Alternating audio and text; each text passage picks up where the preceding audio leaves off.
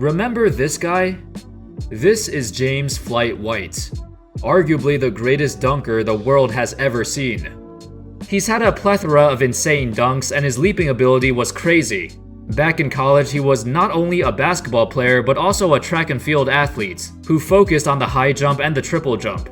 In the 2006 NCAA Slam Dunk Contest, he had one of the best performances ever, captivating the world with his free throw line dunks. They weren't just normal free throw line dunks either. He was doing windmills or between the legs dunks from that distance, which is ridiculous. Nobody saw anyone do those before. Unfortunately, while James White was a terrific athlete, he wasn't exactly a top prospect when it came to overall basketball talent. He had a good couple years at Cincinnati, but it wasn't anything special. As a result, in the 2006 NBA draft, he was drafted in the second round, 31st overall to the Portland Trail Blazers. Immediately after, he got traded to the Pacers and played the preseason for the Pacers, but he got cut before the season started. Instead, he signed with the San Antonio Spurs, but spent most of his time playing for the Austin Toros, their D-League team. This was because around that time, the Spurs were contending for the title and they did not have any time to develop a raw young player like James White. Eventually, he was able to play a couple games near the end of the season for the Spurs, even having a game where he played 38 minutes and scored 17 points. However, he still got cut at the end of the season. And for the next 5 years, White bounced around the world playing in Europe and the NBA D-League, but he did have a short stint in Houston. Overall, he just never had the consistency or any NBA level skills to show people that he belonged there. Other than his godly athleticism, he couldn't really do anything else. His dribbling and handles were subpar, he had no defensive awareness, he could barely shoot. Honestly, if he wasn't famous for his dunks, he wouldn't even have gotten the chance to play in the NBA. With that being said, White did have a relatively successful career in Europe. He was a 3-time All-Star in the Italian League, and he also won the BSL Slam Dunk Contest when he played in Turkey. He was even the scoring champion in Italy in 2011, averaging 21 points per game. While he was having a good time overseas and played well, the competition was very weak. The things he did in the EuroLeague would not be possible in the NBA. He still heavily relied on his athleticism, but it only worked because the players he faced were not fast enough to keep up with him. As you can see in some of these highlights, he could easily blow by his defenders, but in the NBA, there's no way he could score this way. The players are faster, stronger, and more athletic compared to Europe. Additionally, White's jump shot still needed work. That was something he slowly worked on and tried to get better at. In 2012, he had another chance. The New York Knicks signed him to a 2-year contract as they needed more players to fill out the roster.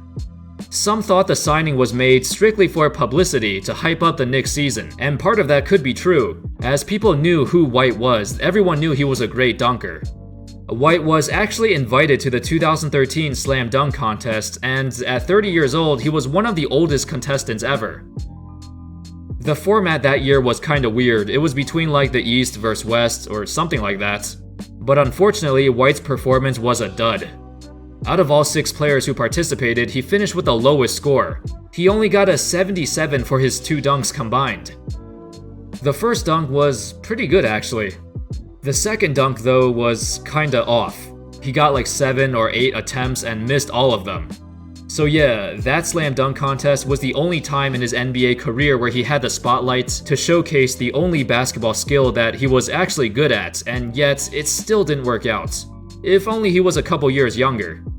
Although he stumbled in the dunk contest, White had a decent season. He appeared in 57 games, way more than any other season of his career.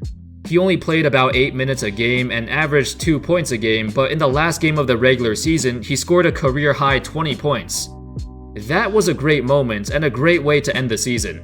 Regardless though, the Knicks still let him go after 1 season, and that was it. Up until right now, James White has yet to play another NBA game. He's been continuing his career in Europe, but it doesn't look like any NBA teams are giving him another chance. On the bright side, in 2017, he joined the Big 3 League and helped his team win the first ever Big 3 championship. He had a game-winning dunk as well. Anyway, that sums it up. James White was a phenomenal dunker and leaper back in the day, but he never had any other skills that stood out. You need more than that to stay in the NBA, and we've seen it before with other players too. Jeremy Evans is another example. He was a dunk contest champion, but the rest of his game was lacking. Gerald Green also falls into that category. Early in his career, he was only a dunker, but the difference is, as the years went by, he worked tirelessly on his game and eventually became a solid NBA player. But it didn't look like James White had the same motivation. Alright, that's all folks. Let me know your thoughts on who your favorite dunker is. Thank you all so much for watching, and as always, I'll see you next time. Peace.